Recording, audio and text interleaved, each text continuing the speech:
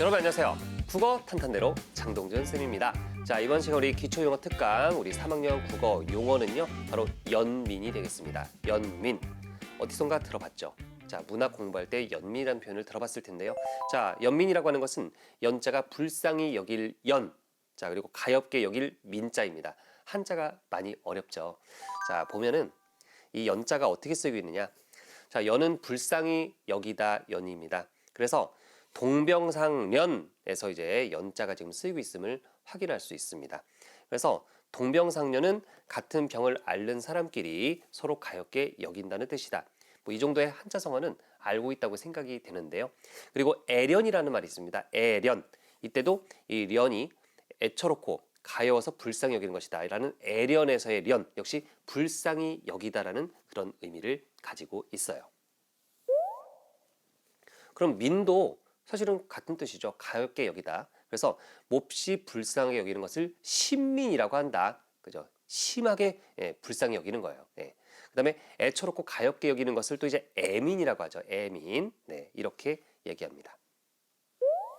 그래서 다시 한번 오늘 배워야 될 용어 연민을 한번 확인해 보면 연민이라고 하는 것은 바로 불쌍하고 가엾게 여긴다라는 그런 의미라고 보시면 되겠습니다.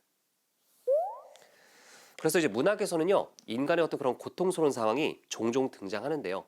그런 상황에 대해서 연민의 태도를 드러내는 경우가 참 많습니다. 그렇다면 이제 문학 안에서 연민이 드러나는 어떤 그런 부분을 볼 텐데요. 자, 지금 우리가 볼 작품이 있어요. 바로 현진건의 고향인데요. 원래 현진건은 이제 운수 좋은 날로 많이 유명하죠. 그래서 운수 좋은 날로 유명한 현진건의 작품 고향을 한번 확인해 보도록 하겠습니다. 고향에 나타난 연민. 자, 지금 보면은 제가 요약을 해놨어요. 어떤 이제 중요한 어떤 그런 핵심 사항을 요약했는데 소설 속에 이제 나라고 하는 그런 존재가 등장하게 됩니다. 근데 거기서 나라는 존재는요, 일제의 농토를 빼앗깁니다. 자, 소설 속에 나가 지금 이제 기차 안에서 이 그라는 존재를 만나는데, 자, 일제의 농토를 빼앗기고 유랑하는 그런 삶을 사는 그의 이야기를 이제 듣게 됩니다. 그래서 나라는 존재와, 자, 나라는 존재와 그다음에 그라는 존재가 있어요. 근데 그의 이야기를 들으면서 자, 나는 여기 일제강점기를 살아가는 우리 민족의 비참한 삶의 현실을 인식하게 됩니다.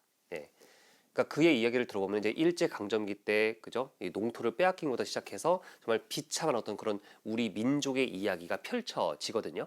그러니까 그의 이야기를 들은 나는 그에게 어떤 감정을 가진다? 그렇죠. 오늘 배우는 용어 나옵니다. 바로 연민의 감정, 연민의 감정을 가지게 됩니다. 그래서 그의 어떤 그런 참혹하고 비참한 그런 인생 이야기를 들으면서 나는 그에게 연민의 감정, 즉 깊은 공감, 그런 그의 상황에 대한 어떤 연민, 공감의 감정을 갖게 되는 것입니다. 그래서 현진건의 고향에서 드러난 연민을 한번 확인해 봤고요. 이번에 이제 김유정의 만무방이라는 소설에서 드러난 연민을 한번 확인해 보도록 하겠습니다. 자, 이것도 이제 시대적 배경이 일제강점기입니다. 그래서 성실한 소장농인 응오라고 되어 있습니다. 자, 응오라는 인물이 나와요. 자, 응오라는 인물이 나오고 뒤에 보시면 이제 응오의 형인 응칠이가 나옵니다. 응오, 응칠. 자, 근데 이제 일단 성실한 소장농인, 자, 응오는 피땀 흘려 농사를 지어도 남는 것 없이 빚만 늘어가는 그런 상황에 처하게 됩니다. 그러니까 이런 걸 통해서 당시 식민지 시대, 한마디로 일제강점기 식민지 시대의 어떤 그런 농촌 현실의 어떤 그런 부조리함, 이런 것들을 잘 알 수가 있죠. 한마디로 더 쉽게 얘기하면 소장농을 착취하는 그런 이 흐름이 만연했다라고 하는 것을 알 수가 있어요. 그러니까 여기서도 보면 이제 열심히 일하지만은 뭐 빚만 늘어가는 그런 상황에 처하니까 그 재미가 없겠죠. 그래서 그런 상황에서 지금 보면은 응오가 어느 날 이 논에 있는 벼를 도둑 맞게 됩니다. 그래서 이제 응오의 형인 응칠이가 있었는데 이 응칠이가 자, 이 도둑을 잡기 위해서 감시를 하게 됩니다. 감시를 하는데 잡았어요. 벼를 훔치는 도둑을 잡았습니다. 근데 잡고 나서 보니까 누구야? 별을 훔친 도둑이 동생 응호였습니다. 그래서 오죽하면은 그냥 자기 스스로 자신의 눈의 별을 훔칠 수밖에 없었을까. 그래서 그런 응호의 처지에, 그죠? 자신의 별을 훔칠 수밖에 없는 그런 응호의 처지에 연민을 느끼게 되는 것이죠. 그래서 여기서도 지금 보면은 연민의 감정이 잘 드러나 있다. 이렇게 볼 수 있습니다. 다음은요.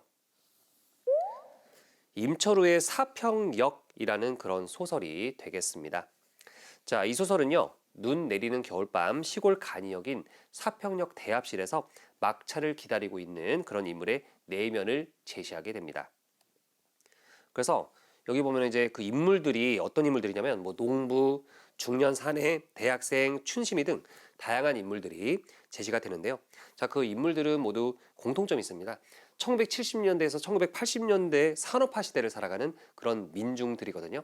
그래서 고단한 삶을 살고 있어요. 고단한 삶. 그래서 고단한 삶을 살고 있는 그런 이제 인물들에 대해서 얘기를 합니다. 그래서 서술자는 대합실에 있는 여러 인물들의 사연을 소개합니다. 하나하나씩 소개하면서 그들을 향한 어떤 공감과 연민의 시선을 보내고 있는 것이죠. 자, 이렇게 해서 오늘 배운 용어 연민 뭔가요?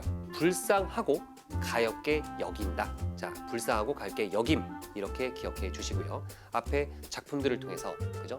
문학 작품들을 통해서 연민이 어떻게 드러나는지를 확인해 보았습니다.